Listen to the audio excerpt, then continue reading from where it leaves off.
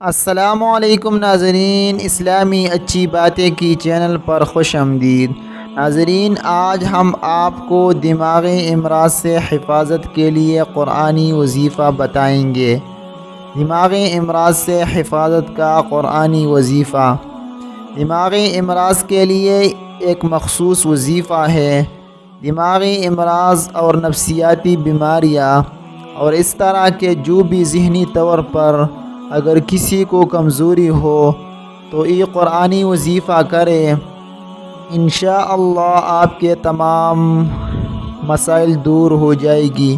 کون سی وظیفہ ہے؟ وظیفہ یہ ہے: ایک مرتبہ سورۃ الفاتحہ، ایک مرتبہ آیت الکرسی، ایک مرتبہ 3 قل، سورۃ الاخلاص، سورۃ الفلق، سورۃ الناس، اور اس کے بعد 60 مرتبہ لا حول ولا قوت پورا پڑھے۔